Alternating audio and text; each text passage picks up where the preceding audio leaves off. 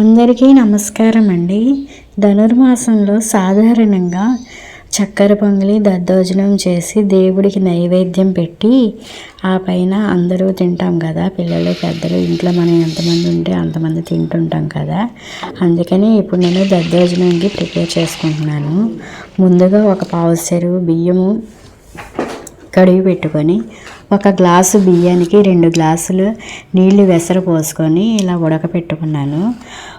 బియ్యము మరీ ముదురుగా మరీ బిరుసుగా కాకుండా మరీ మెత్తగా కాకుండా ఇలా మీడియంగా వండుకుంటే మనకి దద్దోజనం బాగా కుదురుతుంది. అందుకని ఉడకబెట్టిన అన్నాన్ని ఒక పళ్ళెంలో పోసి చల్లార్చేసుకొని వేడిగా ఉన్న అన్నంలోనే ఉప్పు కలిపేసుకోవాలి. అప్పుడు తర్వాత పోపుల దినుసులు వేసుకోవాలండి. కావాల్సిన ఇంగ్రీడియంట్స్ ఏంటంటే ఒక పావు కిలో బియ్యము, 1/2 లీటర్ పెరుగు, 1/2 లీటర్ పాలు, కాస్త పచ్చిమిర్చి, కొంచెం అల్లము, కట్ట కొత్తిమీర, ఒక గుప్పెడు కరివేపాకు, అలాగే కాస్త కాచి పెట్టుకున్న కమ్మని నెయ్యి వేసుకొని ఇలా తాలింపులో పెట్టుకొని చక్కగా వేపుకుంటూ ఉంటే మంచి ఫ్లేవర్ అనేది వస్తుందండి. తాలింపు అనేది మాడుకోకుండా చూసుకోవాలి. మాడితే మాత్రం దద్దోజనం మొత్తం కూడా చేదొచ్చేస్తుంది, అసలు ఏమాత్రం బాగోదు. రుచికి నేను కాస్త ఇంగు కూడా వేస్తున్నాను. ఇలాగ చక్కగా దోరగా వేయించుకోవాలి. లో ఫ్లేమ్ పెట్టుకొని వేయించుకుంటే చక్కగా మంచిగా ఎర్రగా దోరగా వేగుతాయి అన్నమాట, గోల్డెన్ కలర్లో వేగుతాయి అన్నమాట. ఇలా పోపుని మనం ఏమాత్రం మాడపెట్టుకోకూడదు. ఇలా వేగిన తర్వాత కాసేపు చల్లారబెట్టుకోవాలి. ఈలోపు చల్లారిన అన్నం ఉంది కదా, దీన్ని ఇలా మెత్తగా చేసుకోవాలి.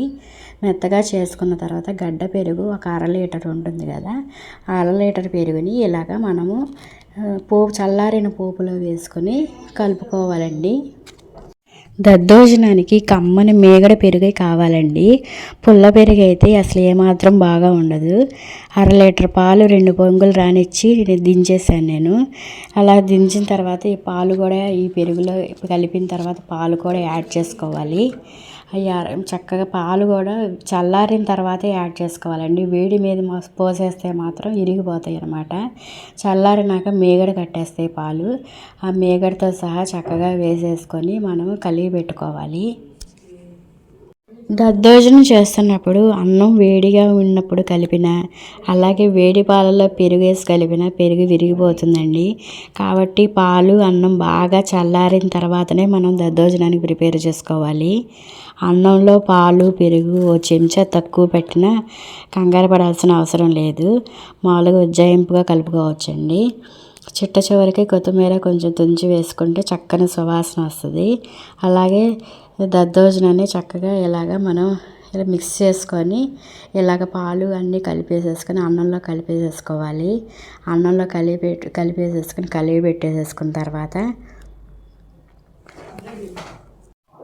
మొత్తం కలిపి పెట్టేసుకోవాలండి అన్నంలోకి. ఇలాగ కలిపి పెట్టేసుకున్నప్పుడు చక్కగా ఉప్పు ఏమైనా తక్కువైనా చూసి కలుపుకోవచ్చు.